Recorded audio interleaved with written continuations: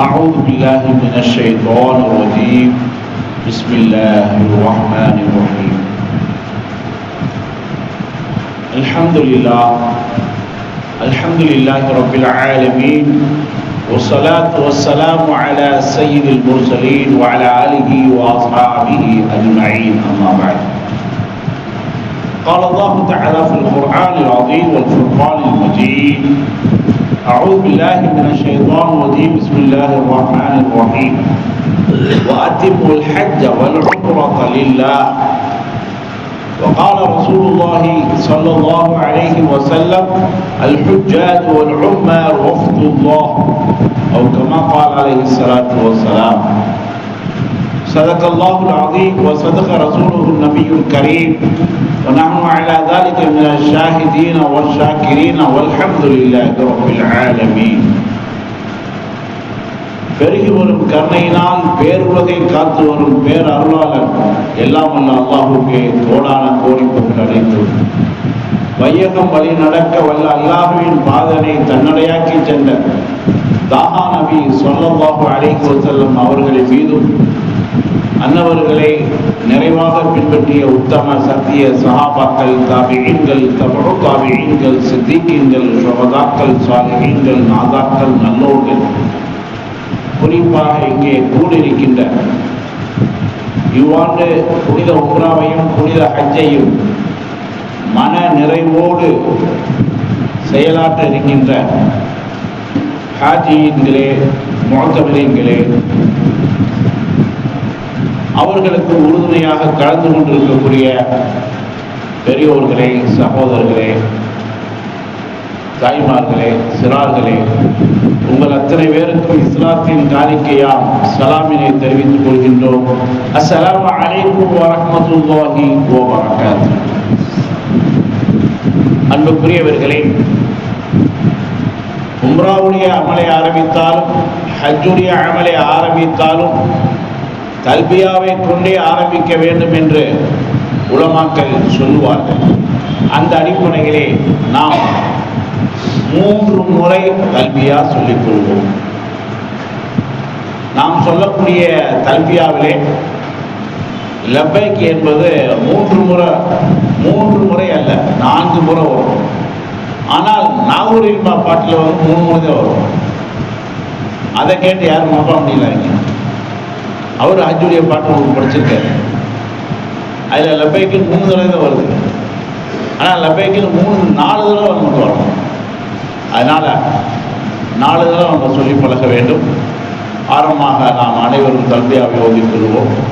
லப்பைக் அல்லாஹும்ம லப்பைக் லப்பைக் அல்லாஹும்ம லப்பைக் லப்பைக் லா ஷரீக லக லப்பைக் லப்பைக் லா ஷரீக லக லப்பைக் இன்னல் ஹம்த வன் நிஅமத லக வல் முல்க் லா ஷரீக லக لبيك اللهم لبيك اللهم لبيك لبيك لا شريك لك لبيك لا شريك لك لبيك إن الحمد والنعمة لك والملك لا شريك لك لبيك اللهم لبيك اللهم لبيك لبيك لا شريك لك لبيك لا شريك لك لبيك إن الحمد والنعمة لك والملك لا شريك لك الحمد لله. இவ்வாண்டு ஹஜ்ஜுக்கு செல்லக்கூடிய அனைத்து ஹாஜிமாருடைய ஹஜ்ஜையும் அல்லாஹ் ரப்பல் ஆலமீன் ஹஜ்ஜை மக்பூலாக ஹஜ்ஜை மக்பூலாக ஆக்குவானாக. இப்பெருமக்களின் ஹஜ் பயணத்தை மிகவும் எளிதாகவும் லேசாகவும் ராஹத்தாகவும் அல்லாஹ் ஆக்கி அருள்வானாக. இந்த ஹஜ் பயணத்திலே இவர்கள் மன நிறைவோடு அமல்களை ஆர்வமாக இரவு பகல் செய்வதற்கு அல்லாஹ் ரப்பல் ஆலமீன் தௌஃபீக் செய்வானாக. காபத்துல்லாவிலேயே அதிகமான நேரங்கள் செலவழிக்கக்கூடிய பாக்கியத்தை இந்த ஹாஜிமார்களுக்கு அல்லாஹ் தந்தருவானாக. இவர்களுடைய ஹஜ் பயணத்தை, உம்ரா பயணத்தை அல்லாஹ் ரப்பல் ஆலமீன் ஆக சிறந்ததாக, எந்த நோய் நொடி இல்லாமல் முழுமையான ஆரோக்கியத்தோடு, குறிப்பாக எந்த சளி தொந்தரவு இல்லாமல் தவாப் செய்யும்போது ஒரே இருமல் சத்தமாக கேட்டுக்கிட்டு இருக்கும். எல்லா நாட்டுக்காரங்களுக்கும் சளி பிடிச்சிக்கிறோம். ஆமாம், தொடர் இருமல். ஏன்னு சொன்னால் ஜம்ஜம் தண்ணி ஐஸ் வாட்டராக வச்சுருப்பாங்க. சாதா வாட்டர் குடிச்சுக்கணும். நம்ம ஜம்ஜம் தண்ணி ஐஸ் வாட்டர் குடிச்சிட்டு இருமல் வந்துடுது. தாவம் செய்யும் போதெல்லாம் ஒரு இருமிக்கிட்டே தான் எல்லாம் தாவம் செய்யறாங்க. நகைச்சுவாக சொல்லுவாங்க, தவாப்பு என்பது இடியும் இருமலும் இல்லை என்றால் தவாப்பு இல்லை என்று சொல்லுவாங்க. தாவம் செய்யும் போது நெருக்கடி தானே, இடிப்பாங்க. எல்லாம் ரொம்ப உஷாரா போகணும், கணக்கையில் விழுந்துருவோம். நீக்கிறவரெல்லாம் இடிச்சாங்கன்னா இரும்பு இடியா இருக்கும். இந்தியாக்காரங்க பலகீனமானவங்க. இப்போ நீக்கிறக்காரங்க வந்தாலும் நம்ம வழி விட்டுருப்போம், பாவா போயிட்டு வாங்கன்னு சொல்லி. வழி விடாமல் இருந்தோம்னா வேகமாக வந்து நம்ம ஒடி இடி இடிச்சாரு வைங்க, நம்ம பொத்து கொடுத்துருவோம். ஏன்னா இந்த மாதிரி தவாப் செய்யும் போது நகைச்சுவாக சொல்லுவாங்க, இடியும் இருமலும் இல்லை என்றால் தவாப் இல்லை என்று சொல்லுவாங்க. ஆக இருமலை விட்டு நாம் தப்பிக்க வேண்டும் என்று சொன்னால் ஜம்சம் ஐஸ் வாட்டர் இருக்கு, சாதா வாட்டர் இருக்கு. நாட் கோல்டன் போட்டு வச்சுருப்பாங்க ஜம்சம் அந்த கேனில், அதை எடுத்து நம்ம குடிச்சுக்கணும். அங்கே இருக்கக்கூடிய ஐஸ் வாட்டர்லாம் ரொம்ப ஐஸாக இருக்கும். ஜம்ஜம் தண்ணி ரொம்ப ஐஸாக இருக்கும். குடிச்ச உடனே இருமல் வரும், உடனே சரி பிடிச்சிடும். ஆக அல்லாஹ் ரப்பல் ஆலமீன் அங்கே இருக்கும் காலங்களிலே அதிகமாக சொர்க்கத்து நீராக இருக்கக்கூடிய ஜம்ஜம் நீரையே பயன்படுத்தக்கூடிய வாய்ப்பை அல்லாஹ் தந்துடுவான். சாதாரண பயன்படுத்தக்கூடாது. நம்ம ரூமில் வந்து வரும்போது ஒரு கேன் எடுத்துகிட்டு வருவோம். கேன் எடுத்துகிட்டு வந்து போகும்போது அது கேனில் பிடிச்சிட்டு போயிடும். நம்ம ரூமில் தங்கி இருக்கும்போது ஜம்ஜம் வாட்டர் தான் போடுறோம். ஆக மக்காவிலையும் அந்த வசதி இருக்குது, மதீனாவிலையும் அந்த வசதி இருக்குது. மதீனாவிலையும் மஸ்ஜித் நபவியை சுற்றி ஜம்ஜம் நீர் கேனில் அங்கேயே வச்சுருக்காங்க.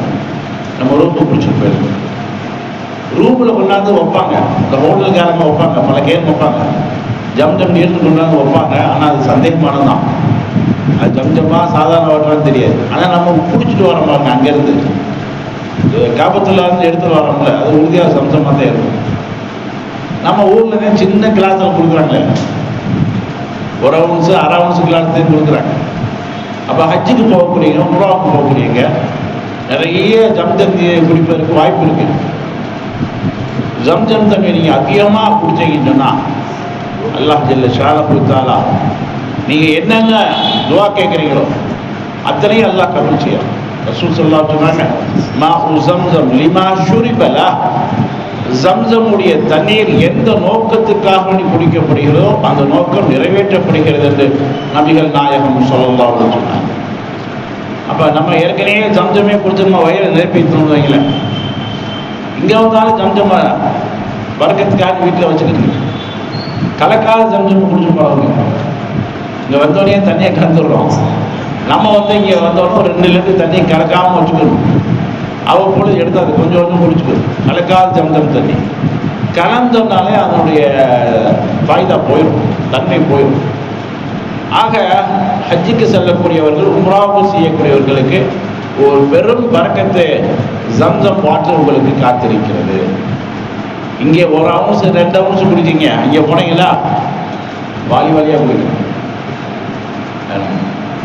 நிறைய குடிப்பதற்கு வாய்ப்பு இருக்கு. ஆக ஆனால் போனோடனே பயம் காட்டுவாங்க.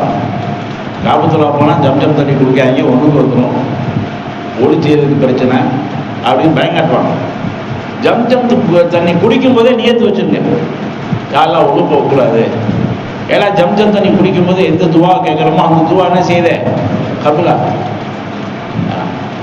அப்போ ஜம்ஜம் தண்ணியை நிறையா குடிச்சு பழகுங்க, ஒன்றும் பிரச்சனை இல்லை. காபத்துல்லாவுக்கு உள்ளேயே பீஷாப்கானா இருக்கு, அங்கே நம்ம பீஷா போய் ஒளி செஞ்சுக்கலாம், ஒன்றும் பிரச்சனை இல்லை. ஆக இந்த உம்ரா செய்யக்கூடியவர்கள், ஹஜ்ஜு செய்யக்கூடியவர்களுக்கு பெரும் பாக்கியம் ஜம்ஜம் தண்ணி. அது அங்கே உங்களுக்கு இலவசமாக கொடுக்கப்படுது. இங்கே நீங்கள் இந்தியாவுக்கு வந்து ஜம்ஜம் தண்ணி வாங்கணும்னா 5 லிட்டர் 2000 ரூபா. இப்போ சமீபத்தில் வாட்ஸ்அப்பில் வந்துச்சு, அதையும் போலியாகவே அடிச்சு வைக்கிறாங்க. அதே கேனு, அதே விளம்பரம், ஆனால் உள்ளே இருக்கிற தண்ணி இந்தியா தண்ணி, ஆனால் ஜம்ஜம் தண்ணி இல்லை. அழகா பெரிய வியாபாரம் நடந்துக்கிட்டு இருக்கு. ஆக உங்களுக்கு ஒரிஜினல் தண்ணி வேணும்னா அங்கே நீங்கள் மக்காவுக்கு போகிறீங்க, மதினாவுக்கு போகிறீங்க, எல்லாம் ஒரிஜினல் தண்ணி தான். அதை நம்பிக்கையோடு நீங்கள் குடிக்கலாம். அதன் மூலமாக உங்களுக்கு நிறைய மாற்றங்கள் ஏற்படும், நிறைய பரக்கத்துகள் ஏற்படும். குறிப்பாக நீங்கள் என்ன நியத்து வைக்கிறீங்களோ அந்த நியத்து எல்லாம் நிறைவேறும். ஜம்ஜம் தண்ணி குடிக்கும் போது நியத்து வச்சுருங்க. எங்கள் மகள்ல இருக்கக்கூடிய எல்லா குமர்களும் சீக்கிரம் நிறைவேறணும், சாலிகான மாப்பிள்ளை கிடைக்கணும், நியத்து வைங்க. உங்களுடைய வீட்டை மட்டும் நீங்கள் குறுகிய எண்ணத்தில் நியத்து வைக்காது. மகல்லாவாசிகளை பூரா நியத்து வைங்க, உங்கள் சொந்தங்களை பூரா நியத்து வைங்க. ஏன்னா அல்லாஹ் நம்மளை மாதிரி கஞ்சன் இல்லை, அல்லாஹ் தயாளன். அது எந்த இடத்துல கேட்குறோம்? துவா மறுக்கப்படாத இடத்துல கேட்குறோம். என்ன குடிச்சிட்டு கேட்குறோம்? சொர்க்கத்து தண்ணியை குடிச்சிட்டு கேட்குறோம், ஜம்ஜம் தண்ணியை குடிச்சிட்டு கேட்குறோம். அதுவும் காபத்துல்லா இடத்துல நம்ம கேட்குறோம். லட்சக்கணக்கான மலக்குமார்கள், லட்சக்கணக்கான சாலிஹீன்கள் ஒன்று கூடி இருக்கக்கூடிய புனிதமிக்க காபாவில் கேட்குறோம். அப்போ கேட்கும்போது நம்முடைய நியத்து விசாலமாக இருக்கிறோம்.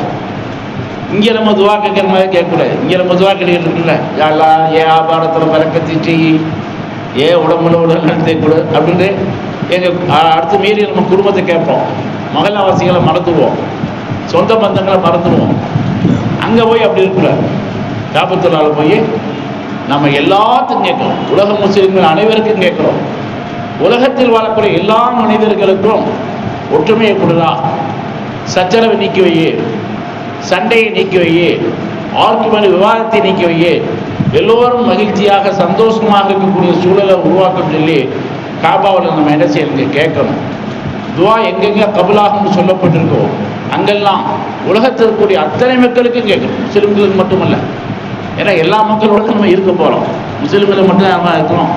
வெளியே வந்தாலே எல்லா மக்களோடு நம்ம வியாபாரம் பண்ணுறோம், எல்லா மக்களோடும் பேசுகிறோம். எல்லா மக்களுக்குடைய நலவுக்காக வேண்டி, அவர்களுடைய நல்வாழ்வுக்காக நம்ம கேட்கணும். அந்த அடிப்படையில் தான் பள்ளியாசல் என்ன செய்கிறாங்க?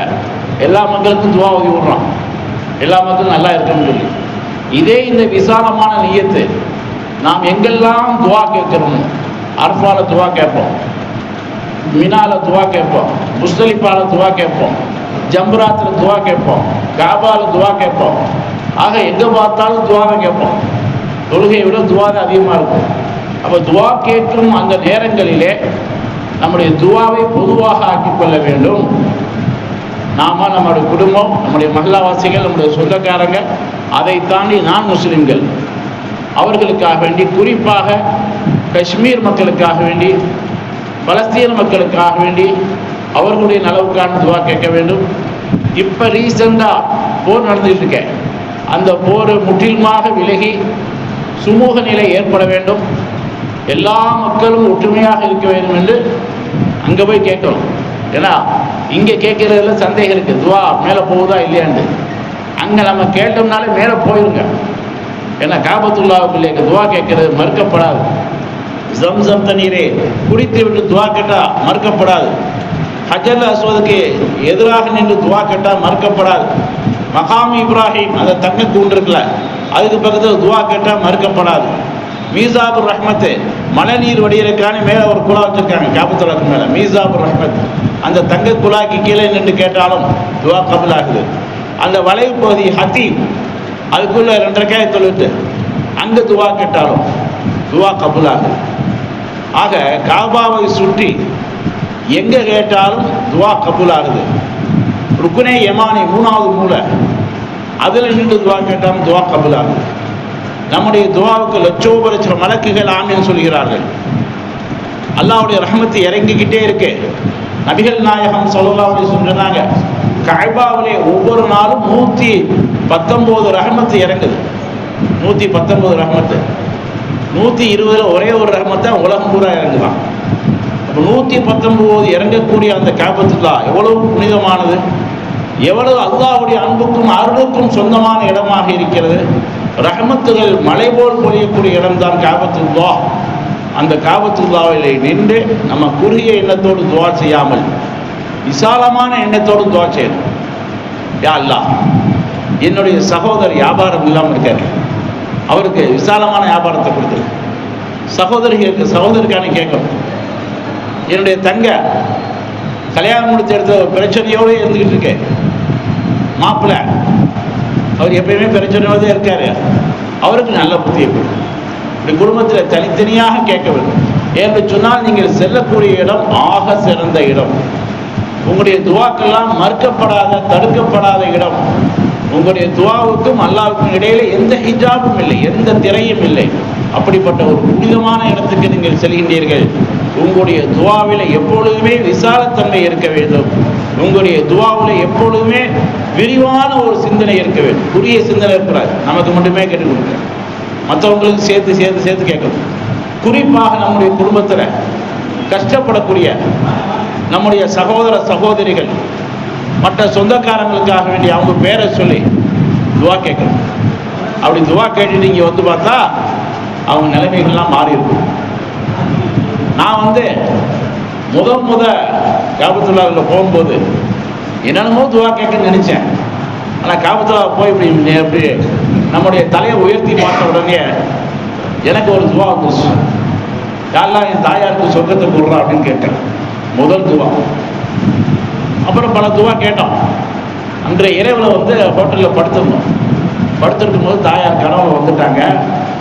எப்படி கனவுல வராங்கன்னா, ஒரு திராட்சை தோட்டத்தில் திராட்சை சாப்பிட்டுருக்காங்க. இப்போ துவா கபலாச்சா இல்லையா? சொர்க்கத்தில் தானே திராட்சை இருக்கு. அப்போதான் நினைச்சேன், எந்த துவாவை நம்ம காபால கேட்குறோமோ அந்த துவா கபுலாகும். அதுவும் முதல் கேட்கக்கூடிய துவா கட்டாயம் கபுலாகும்.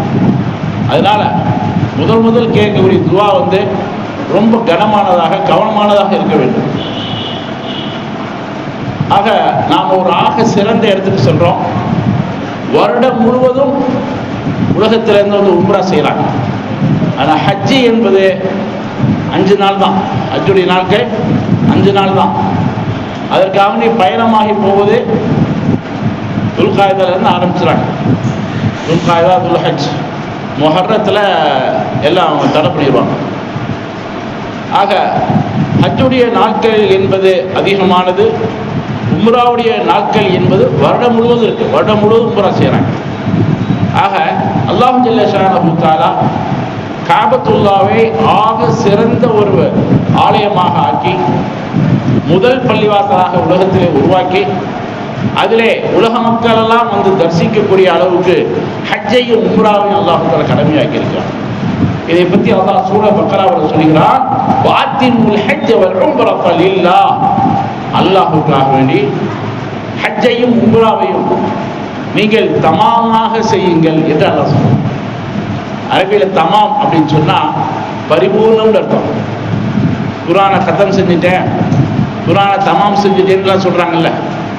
அப்ப பரிபூர்ணமாக செய்யுங்கள் ஹஜ்ஜையும் உம்ராவையும் என்று அல்லாஹ் தஆலா சொல்கிறான். உம்ராவையும் ஹஜ்ஜையும் பரிபூர்ணமாக செய்யணும், எந்த குறை இல்லாமல் எந்த சேதம் இல்லாமல் ஹஜ்ஜையும் உம்ராவையும் செய்யணும்னா அதை பற்றி நம்ம முழுமையாக தெரிஞ்சுக்கணும். அதை பற்றி நம்முடைய நாலேஜை கொண்டு வரணும். உம்ரானா என்ன, உம்ராவில் எத்தனை வாஜிப் இருக்கு, உம்ராவில் எத்தனை ஃபர்ல் இருக்கு, உம்ராவில் எத்தனை சுன்னத் இருக்கு தெரிஞ்சுக்கணும். உம்ராவில் எந்த அமலை முன்னாடி செய்யணும், எந்த அமலை பின்னாடி செய்யணும், அப்படியே தெரிஞ்சுக்கிட்டா தான் உம்ராவை முழுமையாக செய்ய முடியும். ஒருத்தர்கிட்ட கேட்டேன், எத்தனை உம்ரா செஞ்சீங்க அப்படின்ட்டு. அவர் 20 உம்ராண்டார். 20 உம்ரா செஞ்சீங்களா? பரவாயில்லையே, நான் 8 தடவை செஞ்சுருக்கேன். எப்படிங்க செஞ்சீங்க? ஐஷாப்பள்ளிக்கு போவேன், ஏறாம் கட்டிட்டு வருவேன், 7 தடவை சுற்றுவேன், அப்புறம் அப்படி வெளியே வந்துடுவேன் அப்படின்ட்டார். என்னங்க சைலாம் செய்யறது இல்லையா, இந்த சிரமம்லாம் நம்ம எடுத்துக்கிறது இல்லை அப்படின்ட்டார். இப்படி நிறைய பேர் இருக்காங்க. அறகுறையாக செய்கிறவங்க, உம்ரா முழுமையாக செய்யாமல் அறகுறையாக செய்கிறவங்க நிறைய பேர் இருக்காங்க. ஒருத்தர் என்கிட்ட சொன்னார், நான் 100 தவாப் செஞ்சேன் அப்படிங்காரு. 100 தவாப் எப்படிங்க செஞ்சீங்க அப்படின்னு. 100 தடவை சுற்றினேன் அப்படிங்கிறார். ஒரு தவாப்புங்கிறது 7 தடவை சுத்தாங்க ஒரு தவாப்பு. அவர் மொத்தமாக 100 தடவை சுற்றிருக்காரு, கணக்கெல்லாம் செஞ்சிருக்காரு. இப்படி ஹஜ்ஜை வந்து என்னங்க ஏற்கு மாறாக செய்கிறவங்களும் நிறையா பேர் வருவாங்க. அவங்களையெல்லாம் நம்ம உட்கார்ந்து ஹஜ்ஜுனா என்ன, தவாஃப்னா என்ன, சாயினா என்ன, உம்ரானா என்ன, உம்ரால என்ன ஃபர்து, என்ன வாஜிபு, என்ன சுன்னத்து, அதெல்லாம் சொல்லிக் கொடுக்கணும். சொல்லிக் கொடுத்து அவருடைய அமல்களை பரிபூர்ணமாக ஆக்க வேண்டும். உடனே என்ன செய்வாங்க, அஜரத் நான் உங்கள் கூட வந்துடுறேன், அஜரத் ஒரு கூட்டமே கிளம்பிடும். நீங்கள் சொல்லிக் கொடுத்தீங்கன்னா நீங்கள் அஜரத் ஆயிடுவீங்க. எல்லாம் உங்களுக்கு பின்னாடி ஆண்கள் பெண்கள் எல்லாம் என்ன செய்வாங்க, காலையில் 9 மணிக்கு போகலாம் அப்படின்னு எல்லாம் பெறப்பட்டு வந்துடுவாங்க. நீங்கள் தான் அங்கே லீட்ரு காபத்துல்லா. நீயத் சொல்லிக் கொடுக்கறதுலேருந்து 7 முறை தவாஃப் செஞ்சு பிறகு எல்லா அமல் செய்கிற வரைக்கும் உங்களை பின்பற்றுவாங்க. உங்களுக்கு நன்மைகள் கிடைக்கும். ஆக அல்லாஹ் ஜல்ல ஷானஹு தஆலா திருமறையிலே சொல்கிறார், அல்லாஹுக்காக பேர் புகழுக்காக இல்லை, அல்லாஹுக்காக வேண்டி ஹஜ்ஜையும் உம்ராவையும் பரிபூர்ணமாக நீங்கள் நிறைவேற்றுங்கள் என்று அல்லாஹ் சொல்லியிருக்கிறார். அருமையானவர்களே, உம்ரா செய்யறதுனால நமக்கு என்ன சிறப்புகள் கிடைக்கின்றன, என்ன நன்மைகள் கிடைக்கின்றன? நபிகள் நாயகம் ஸல்லல்லாஹு அலைஹி சொன்னாங்க, அல் உம்ரத்தி கஃபாரத்துல் லிமா பைனஹுமா. ஒரு உம்ராவிலிருந்து இன்னொரு உம்ராவை நீங்கள் செய்தால் அந்த இரண்டுக்கு இடையிலே உங்களுடைய பாவங்கள் மன்னிக்கப்படுகிறது என்று நபிகள் நாயகம் ஸல்லல்லாஹு அலைஹி வஸல்லம். இந்த ஹதீஸ்ல பாவங்கள் மன்னிக்கப்படுதுதான் சொன்னாங்க. சிறிய பாவங்கள் மன்னிக்கப்படுதா, பெரிய பாவங்கள் மன்னிக்கப்படுதான்னு சொல்லலை. அதனால இந்த முஹத்தீஸீன்கள் சொல்றாங்க, அமல்கள்லேயே ஹஜ்ஜுடைய அமல் வித்தியாசமானது. ஹஜ்ஜுடைய அமல் நம்ம செஞ்சோம், அதில் எந்த அமல் செஞ்சாலும் நம்முடைய சிறுபாவம் மன்னிக்கப்படுது, பெருபாவம் மன்னிக்கப்படுது. திரும்பும் போது எப்படி திரும்புகிறாரு, அன்று பிறந்த பாலகனாக பச்சிளம் குழந்தையாக திரும்புகிறார். பச்சிளம் குழந்தையா இப்படி ஒரு அஜத்து பயன் பண்ணிட்டாரு. திரும்பும் போது பச்சிளம் குழந்தையாக திரும்புகிறாங்க அப்படின்னு வந்தவனு ஒருத்தர் கேட்டாரு, என்ன நீங்கள் அஜத்து போயிட்டு வந்திருக்கீங்க, உம்ராவுக்கு போயிட்டு வந்திருக்கீங்க, தாடி வச்சுட்டு வந்திருக்கீங்க, பச்சை குழந்தைக்கு தாடி இருக்காரு, பச்சை குழந்தையா திரும்பணும்னு நான் கேள்விப்பட்டேன், நீங்கள் தாடி வச்சுட்டு வந்திருக்கீங்களே அப்படின்னு சொல்லி அவர் தமாஷா கேட்டார். ஆக அப்போ எந்த பாவங்கள், குழந்தைகள் எந்த பாவங்கள் செய்யறதில்லை, அந்த விஷயத்தில் பாவங்கள் செய்யாத, பாவங்களை எண்ணி பார்க்காத பச்சிளம் குழந்தையாக அவர்கள் தாயகம் திரும்புகிறார்கள் என்று நபிகள் நாயகம் ஸல்லல்லாஹு அலைஹி வஸல்லம் சொல்லிட்டார். அப்ப நம்மளும் திரும்புகின்ற பொழுது பாவமே செய்யாத, பாவமே அறியாத சிறு குழந்தைகளுடைய அந்தஸ்திலே நாமும் திரும்ப வேண்டும் என்று சொன்னால் உம்ராவுடைய அமலையும் ஹஜ்ஜுடைய அமலையும் பரிபூர்ணமாக செய்ய வேண்டும். மேலும் இந்த உம்ராவுடைய அமலை பற்றி நபிகள் நாயகம் ஸல்லல்லாஹு அலைஹி வஸல்லம் அவர்கள் சொன்னார்கள், என்ஃபியானில் ஃபக்ர, யார் ஹஜ்ஜி செய்கின்றாரோ உம்ரா செய்கிறாரோ அவருக்கு வறுமை நீங்கிவிடும் என்று நாயகம் ஸல்லல்லாஹு அலைஹி வஸல்லம். நானும் பார்த்துருக்கேன், எத்தனையோ ஹாஜிகளை பார்த்துருக்கேன், ஹஜ்ஜி செஞ்ச பின்னாடி அவங்க வறுமையாகவே இல்லை, செழிப்பாத்தே இருக்காங்க, எப்பவும் மகிழ்ச்சியோடு இருக்காங்க, வியாபாரம் நல்லா நடக்குது. சென்னையில் நான் கண்கூட பார்த்தேன். எங்கள் அண்ணன் இமாமாக இருக்கிறார் ஒரு பள்ளியாசல். அந்த பள்ளியாசல் முகப்பில் என் பேர் நீலார் முகமது, அவர் பேர். அவர் பஞ்சர் ஓட்டிக்கிட்டு இருந்தார், பஞ்சர் கடை வச்சுருந்தார். அவர் ஒருத்தர் ஹஜ்ஜுக்கு அனுப்பிச்சு விட்டார். ஹஜ்ஜு செஞ்சுட்டு வந்துட்டு அவர் அந்த பள்ளியாசலையே மோதினா செஞ்சுட்டார். பள்ளியாசல மோதினா செஞ்சார், பஞ்சர் ஓட்டுநர் மோதினா செஞ்சார். அவர் பையன் இன்ஜினியர் ஆகிட்டான். பையன் இன்ஜினியருக்கு என்னென்ன பொண்ணு கிடைக்கும், ஏழையான பொண்ணாக கிடைக்கும், பணக்கார வீட்டில் பொண்ணு கிடைச்சு. இவர் ஒரு இடத்த வாங்கினார், வீடை கட்டினார், இன்றைக்கி பெரிய செல்வந்தர் ஆகிட்டாங்க. நைனாமு பையன் சாதாரண பஞ்சர் ஓட்டுறவர் ஹஜ்ஜுக்கு போயிட்டு வந்தார். எவ்வளவு மாற்றங்கள். ஆக ஹாஜி உம்ரா செய்யக்கூடிய அல்லாஹ் ஏழையாக்குறது இல்லை. நபிகள் நாயகம் ஸல்லல்லாஹு அலைஹி வஸல்லம் இன்னொரு ஹதீஸிலே சொன்னார்கள், அல் ஹுஜ்ஜாஜ் வல் உம்மார் லா யஃப்தகிரூன். ஹாஜிகளும் உம்ரா செய்யக்கூடியவர்களும் அவர்கள் ஏழையாக மாட்டார்கள், அவர்கள் ஃபக்ராக மாட்டார்கள், மற்றவர்கள் பக்கம் தேவையாக மாட்டார்கள் என்று நபிகள் பெருமான் ஸல்லல்லாஹு அலைஹி வஸல்லம் சொல்லியிருக்கிறார். அது மாத்திரமல்ல, ஹஜ்ஜுக்கு செல்லக்கூடியவர்களும் உம்ரா செய்யக்கூடியவர்களும் வஃப்துல்லாஹ், அல்லாஹ்வுடைய தூதுக்குழுவினர்கள். இன்னொரு அறிவிப்பிலே லைஃபுல்லாஹ், அல்லாஹ்வுடைய விருந்தாளிகள் என்றே வருகிறது. மக்காவை பார்க்கலாம், மதீனாவை பார்க்கலாம், அங்கங்கே போர்டில் எழுதியிருப்பார்கள், அல் ஹுஜ்ஜாஜ் வல் உம்மார் துயூஃபுர் ரஹ்மான், ஹாஜிகள் உம்ரா செய்யக்கூடிய ரஹ்மானுடைய விருந்தாளிகள் என்று பலகையில் எழுதி வச்சிருக்காங்க. இப்போ நம்ம அங்கே விருந்தாளிகளாத்தையும் போகிறோம். அதனால தான் மக்காவாசிகளும் மதினாவாசிகளும் அங்கங்கே உணவுகள் கொடுப்பாங்க, நமக்கு ஃப்ரூட்ஸுகள் பழங்கள்லாம் கொடுப்பாங்க, எல்லாரும் போய் வாங்குவாங்க. அப்படி கொடுக்கும்போதே அவங்க சொல்லுவாங்க, இது ஜக்காத் இல்லை, சதக்கா இல்லை, எங்களுடைய ஹிபத், எங்களுடைய அன்பளிப்பு, வாங்கிக்கிறங்க அப்படிம்பாங்க. நிறைய பேர் அதை கொஞ்சம் அவாய்ட் பண்ணுவாங்க, வாங்க மாட்டாங்க. தேவைறதுக்கு வாங்கிக்கிறட்டும், நம்ம ஏன் வாங்கணும் அப்படின்னு சொல்லிட்டு. எங்கள் வீட்டில் நான் ஆட்சியில் போயிருக்கும்போது வேண்டாம்னுச்சு, போய் வரிசையில் நிற்க வேணாம், வாங்க வேணாம், மற்றவங்க வாங்கிக்கிறோம் அப்படின்னு. ஆனால் அவங்க என்ன அறிவிப்பு செய்கிறாங்கன்னு பக்கத்தில் கேட்டால் அவங்க சொல்கிறாங்க, இது ஜக்காத்தும் இல்லை, சதக்காவும் இல்லை, நாங்கள் உங்களுக்கு கொடுக்கக்கூடிய கிஃப்ட்டு அன்பளிப்பு என்று தான் அவர்கள் வழங்குகிறார்கள். ஆக ஹஜ்ஜுக்கு செல்லக்கூடியவர்கள், உம்ரா செய்யக்கூடியவர்கள் பசியாக இருப்பதில்லை, எல்லாம் வயிறு நிறையாகத்தான் இருக்கிறார்கள். அடுத்தபடியாக உம்ராவுடைய ஃபர்து 4. முதலாவது, உம்ராவுடைய நியத்தில் இஹ்ராம் கட்ட வேண்டும். இரண்டாவது ஃபர்து, காபத்துல்லாவை 7 முறை தவாப் செய்ய வேண்டும். அடுத்து உம்ராவுடைய வாஜிப் 2, சை செய்ய வேண்டும். சஃபா மர்வாத்திலே 7 தடவை தொங்கோட்ட உழவு, இது வாஜிபு. அடுத்தபடியாக ஹல்க் செய்ய வேண்டும், கசர் செய்ய வேண்டும், மொட்டை எடுத்துக் கொள்ள வேண்டும் அல்லது முடியை குறைத்துக் கொள்ள வேண்டும். முடியை குறைப்பது என்று சொன்னால் முழுமையாக முடியை குறைத்துக் கொள்ளலாம், அல்லது ஒரு சுண்டு விரல்லே அப்படி முடியை சுற்றி அதை கட் பண்ணி போட்டுடலாம், கத்திரிச்சு போட்டுடலாம். அடுத்தபடியாக நம்ம உம்ராவுடைய நியத்தை எப்படி வைக்கணும்? நம்ம நிறைய கேட்டு இருக்கு. இப்போ 200 கேட்டு வந்துருச்சு, காபத்துல்லாஹ் பிறகு 200 கேட்டு வந்துருச்சு. அதில் பாபு சலாம் கேட்டில் 19ஆம் கேட்டு நம்பர் மேலே போட்டிருப்பாங்க 19. அந்த 19ஆம் நம்பர் கேட்டில் போகிறது தான் சுன்னத். நபி ஸல்லல்லாஹு அலைஹி வஸல்லம் போயிருக்காங்க, சஹாபாக்கள் போயிருக்காங்க. அதுக்கு நேரம் எஸ்குலேட்டர் இருக்குது, இறங்கி அந்த 19 கேட்டில் போய் உம்ராவுடைய நியத்து அங்கே நியத்து வைக்க, ஏற்கனவே நியத்து வச்சுருக்கோம் ஃபிளைட்லேயே, அப்போவும் நியத்தை புதுப்பித்துக் கொள்ள வேண்டும். அல்லாஹும்ம இன்னி உரீதுல் உம்ரத ஃபயஸ்ஸிர்ஹா லி வ தகப்பல்ஹா மின்னி. யா அல்லாஹ், நான் உம்ராவை நியத்து வைக்கிறேன், என்னுடைய உம்ராவை ஏற்றுக்கொள்வாயாக, என்னுடைய உம்ராவை லேசாக்குவாயாக. தமிழில் கூட சொல்லிக்கலாம், உம்ராவை நியத்து வைக்கிறேன், கபூல் செய்வாயாக, லேசாக ஆக்கி வைப்பாயாக. இந்த நியத்தை வைத்துவிட்டு உள்ளே செல்ல வேண்டும். சென்றால் அங்கே சஃபா என்று ஒரு போர்டு இருக்கும், சஃபான். இந்த சஃபாவுக்கு நேராக ஒரு போர்டு இருக்கும். என்ன போர்டு இருக்குன்னா தவாஃப்னு ஒரு போர்டு இருக்கும்.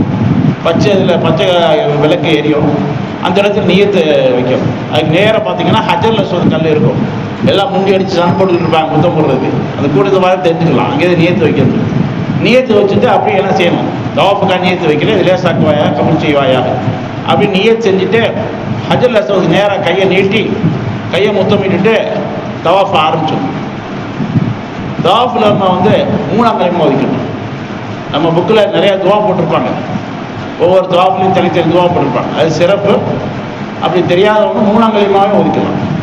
சுப்ஹானல்லாஹ் வல்ஹம்துலில்லாஹி வலா இலாஹ இல்லல்லாஹு வல்லாஹு அக்பர் லா ஹவ்ல வலா குவத்த இல்லா பில்லாஹில் அலிய்யில் அஸீம். இதை நம்ம என்ன செய்யணுங்க?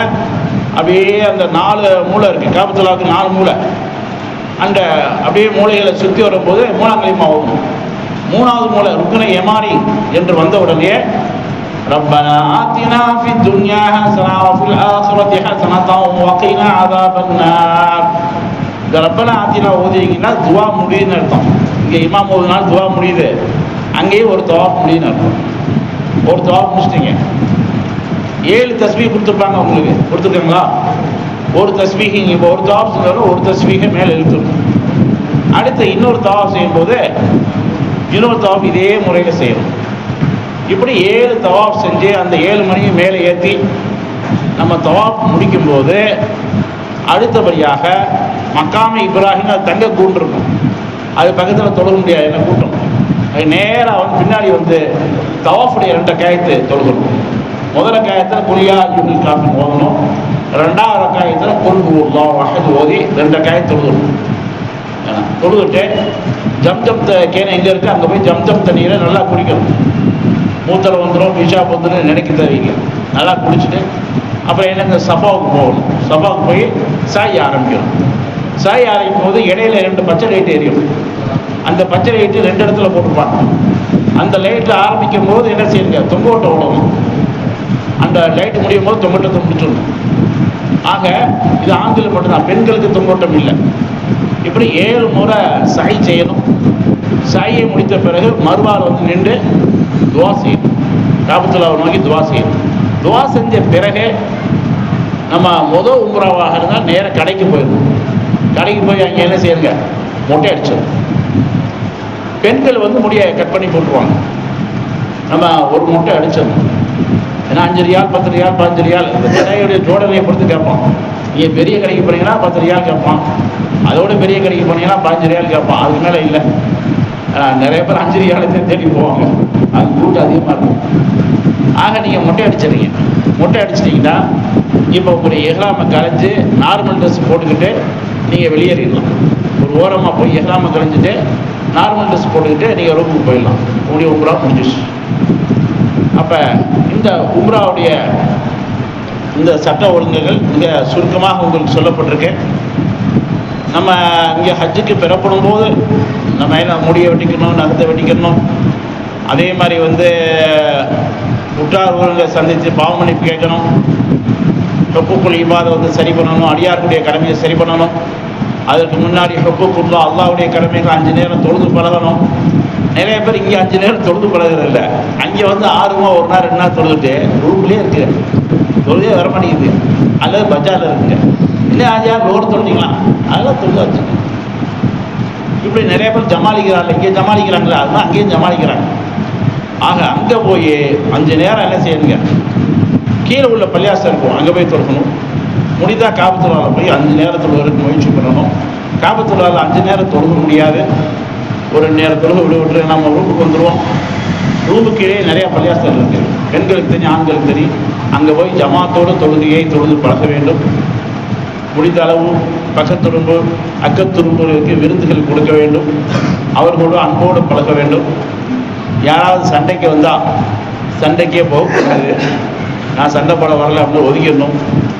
அதே மாதிரி என்னை உம்ரா கூப்பிட்டு போங்க, ஹஜ்ஜு கூப்பிட்டு போங்கன்னு சொன்னால் அவங்களையும் கூப்பிட்டு போய் அந்த அமலை வந்து செய்து காமிக்க வேண்டும். அவர்களையும் முழுமையான நிறைவான உம்ரா செய்தவர்களாகவும் ஹஜ்ஜு செய்தவர்களாகவும் ஆக்க வேண்டும். அல்லாஹ் ஜல்ல ஷானஹு தஆலா அப்படிப்பட்ட ஒரு தௌஃபீக்கை நம் அனைவருக்கும் தந்தருவானாக. இவ்வாண்டு உம்ரா செய்யக்கூடிய ஹஜ்ஜு செய்யக்கூடிய அத்தனை பேருக்கும் அந்த அமல்களை அல்லாஹ் இலேசாக்கி தந்தருவானாக. அங்கே இருக்கக்கூடிய காலங்களிலே அவர்களுக்கு நிம்மதியான சந்தோஷமான வாழ்க்கையை அல்லாஹ் தந்தருவானாக. அவருடைய குடும்பத்தார்களுக்கும் அல்லாஹ் நிறைவான பரக்கத்துகளை செய்வானாக. இந்த உம்ரா ஹஜ்ஜின் மூலமாக இந்த மஹல்லாவை அல்லாஹ் பரக்கத் செய்வானாக. ஆமீன் ஆமீன். வாஹிர் தாவானா அல்ஹம்துலில்லாஹி ரப்பில் ஆலமீன்.